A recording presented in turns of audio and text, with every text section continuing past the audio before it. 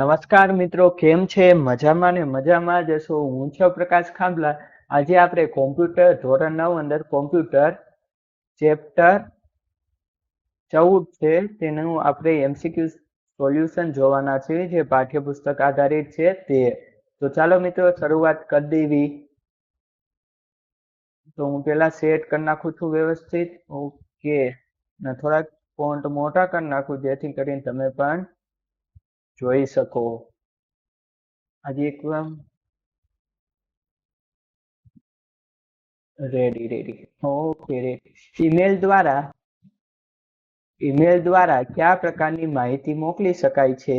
લખાણ અને ધ્વનિ, લખાણ અને અંકો, મલ્ટીમીડિયા કે આપેલ તમામ પ્રકારની માહિતી મોકલી શકાય છે. બીજો ઓપ્શન વિકલ્પ છે કે જંક મેલને અન્ય કયા નામથી ઓળખવામાં આવે છે? તો કે બિનજરૂરી મેલ, જે નકામા મેલ હોય તેને જંક મેલ તરીકે ઓળખવામાં આવે છે. ત્રીજું, ઈમેલ મોકલવા માટે કોમ્પ્યુટર અને મૂળભૂત ઇન્ટરનેટની સુવિધા ઉપરાંત નીચેનામાંથી શેની જરૂર પડે છે? તો ખબર જ છે કે આપણે શેની જરૂર પડે, તો કે ઈમેલ આઈડી કે ઈમેલ સરનામાની જરૂર પડે છે, કેમ કે ઈમેલ આઈડી હોય તો તમે એને ઈમેલ મોકલી શકો છો. સોફ્ટવેર સાથે આવતા અને સિસ્ટમને નુકસાન કરતા પરોપજીવી પ્રોગ્રામને કયા નામથી ઓળખવામાં આવે છે? તો તમને બધાને ખબર છે કે વાયરસ નામથી ઓળખવામાં આવે છે, જે નુકસાન કરે છે અને પરોપજીવી છે. કોઈ તર્કનો ઉપયોગ કરીને મૂળ સંદેશને ઉકેલી ના શકાય તેવા સ્વરૂપમાં ફેરવવા માટે નીચેનામાંથી શેનો ઉપયોગ કરવામાં આવે છે? તો કે સાયફરનો ઉપયોગ કરવામાં આવે છે.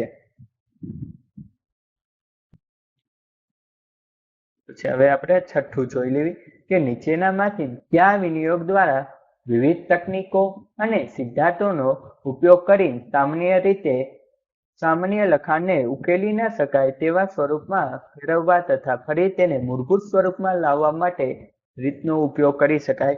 તો કે ક્રિપ્ટોગ્રાફીની મદદથી તમે એને મૂળભૂત સ્વરૂપમાં લાવી શકો. ગુપ્ત લખાણને મૂળ સંદેશમાં ફેરવવાની ક્રિયાને કયા નામથી ઓળખવામાં આવે છે? ડિક્રિપ્શન. ક્રિપ્ટો એનાલિસિસ ને અન્ય કયા નામથી ઓળખવામાં આવે છે? તો કે કોડ બ્રેકિંગ.